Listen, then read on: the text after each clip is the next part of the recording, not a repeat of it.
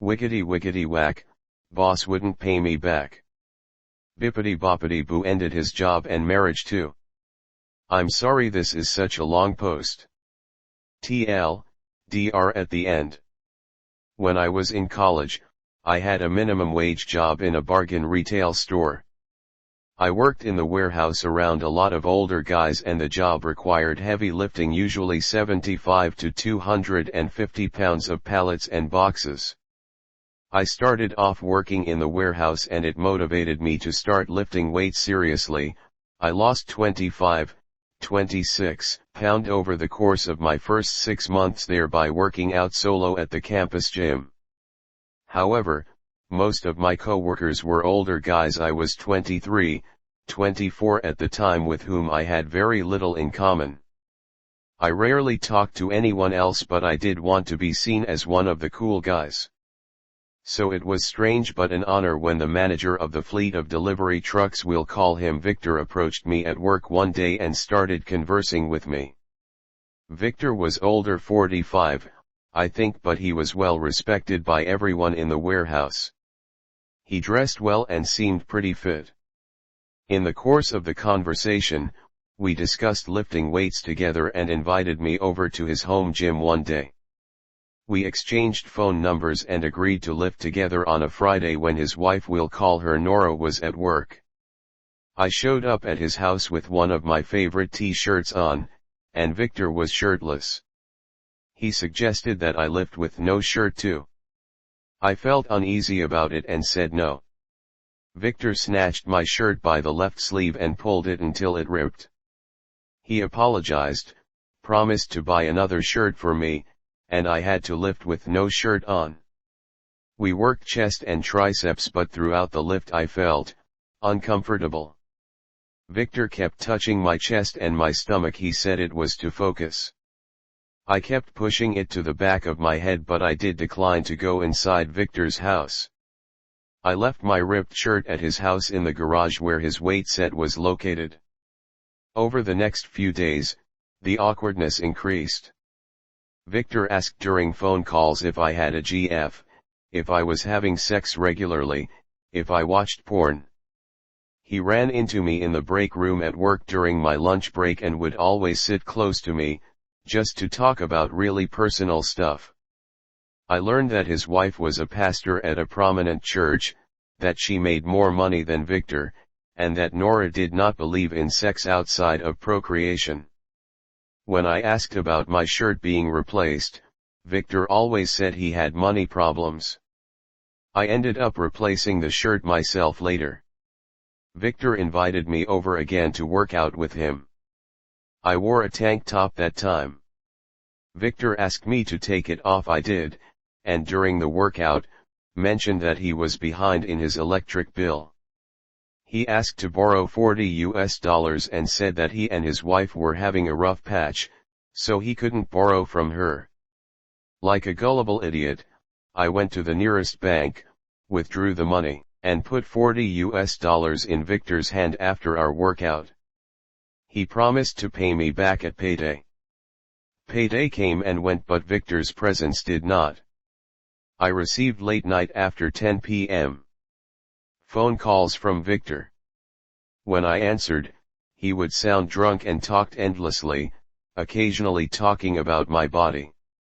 I stopped answering his calls and got voicemails from him also sounding drunk, asking me to call him back. When I confronted Victor at work to stop calling me and pay me back 2 days after payday, he told me he would pay me back next payday and that he just really needed a friend to talk to. I felt badly, agreed to wait, but also made up an excuse of how I couldn't lift weights with him. He didn't pay me back the following payday either. But Victor did send me a thread of pictures with his shirt off, in his underwear, and nude, all within the week of payday. When that third payday came, Victor avoided me at work. The revenge. Infuriated with his harassment and not being paid, I went Facebook the day after payday and found Victor's wife's Facebook page and her church's Facebook page. I created a Gmail account with Victor's full name, then created a Facebook page with his first name and last initial, and uploaded all of the photos he had sent me. Then I friended his wife and the church's Facebook pages, set all settings to friends only level privacy, and logged out. That same night, I called our company's ethics hotline and left a voicemail tip. Mr. Victor Fries is drinking very heavily and making lewd comments to coworkers and customers. Please look into this. Within a week, Victor was fired. Not only had he been drinking on the job and sometimes come to work hungover, he had been using corporate gas cards to fuel his and his wife's vehicles. He was arrested during his shift and several employees saw him walked out in handcuffs. I unfortunately didn't. Victor called me drunk again from his hotel room after his wife kicked him out of their house. Not satisfied with this level of revenge, I recorded Victor's voicemails into a handheld recorder I had bought for my college classes. I mailed the recorder using Victor's home address as the return address to his wife's church and marked it as "Attention, Nora Fries. Press play." Then I changed phone numbers. I haven't heard from Victor in years, but his firing was the talk of the store for months. Next story. In 1973, my parents had enough money to build a little ranch house in the country. The small bank in town approved the mortgage and the bank signed a contract to give Bob the money to build the house. Bob, as it turns out, was overbooking himself all over town, leaving his clueless minions to do the actual work. The build took longer and longer, with more and more work having to be ripped out and redone. We're not talking about using the wrong color paint or nailing up some wonky trim, here. The architect forgot to fully erase a line on the blueprints and the framers built a wall through the bathtub. My mother was told don't put anything heavy in the kitchen cabinets because they were attached to the drywall, not the studs, using a few roofing nails through the back of each cabinet. The garage door opening was framed into the living room instead of towards the driveway. And so on. When the bank's representative showed up for the final inspection, my parents met him in the front yard and refused to sign off on Bob's work. Then the representative became angry, as the bank had paid Bob a lot of money. He strode to the front door and pulled on the doorknob, whereupon the entire door, casing included, fell on him. It had simply been wedged, not nailed into place. The bank called Bob, who finally showed up to supervise the work himself. The only problem was that Bob wasn't any better at building a house than his minions were. My parents still refused to sign off on the house. My mother was a Sam in a nasty rental with 2 tiny children while my dad was working 2 jobs while this was going on. Throughout the entire process, the bank and Bob treated them very poorly, bullying my mom and lying to my dad. What should have been an exciting time for my parents was ruined. My mom cried a lot.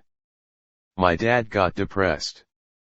Finally, the bank threatened my parents with foreclosure and Bob threatened to sue my parents for breach of contract by the bank refused to pay him any more money. So my exhausted parents went to an attorney and gave him the rundown. Plumbing, electrical, tiling issues, the whole sorry mess. My parents were scared. All they had was their small down payment savings, so if this became a lengthy court battle the bank and Bob would win.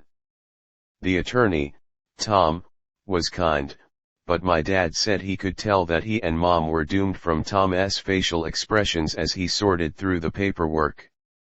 Then, abruptly, Tom smiled. "Let's get everyone together for a meeting," he told my parents. "Tomorrow." So my parents, Tom, the bank's representative, the bank's attorney, Bob, and Bob's attorney met at the bank. Tom didn't give anyone else time to begin. He said, "Well, my clients have decided that they no longer want this house. Please remove it." Everyone else starts to laugh. Remove it. Have you lost your mind? Tom, in a sweeping, theatrical gesture, placed a deed on the table. My clients own the land the house is sitting on outright. They no longer want the house. Get the house off my client's land. Bob's attorney stared at the deed, and then turned and stared at Bob. You built a house on land you don't own. Bob nodded. The bank's attorney started yelling at the bank's representative. You didn't finance the land the house is on. The representative stammered, no. Tom said firmly, as I said, gentlemen, you're trespassing on my client's land. I expect the house to be removed and the land returned to its original state, at once. My dad said he'll remember the blank looks everyone on the other side of the table passed to one another for his whole life. Sure, the bank could foreclose on a house that wouldn't exist by the end of the week, with no way to recoup the money. They didn't even own the land it was on. Bob was out the 50% he paid out of pocket, plus he was on the hook for tearing down the house and removing it. On top of that, the bank would undoubtedly want him to repay the initial 50% they'd given him. Could they have gone after my parents? Sure. A foreclosure would have meant bad credit for my parents moving forward. They might lose their down payment. But to sign off on the house in its condition at that time would have meant thousands and thousands of dollars in cash to repair everything from the roof to the basement before the house could be safely lived in. The bank knew my parents didn't have that kind of money. They're the ones who approved the mortgage. Suddenly, my parents were good people.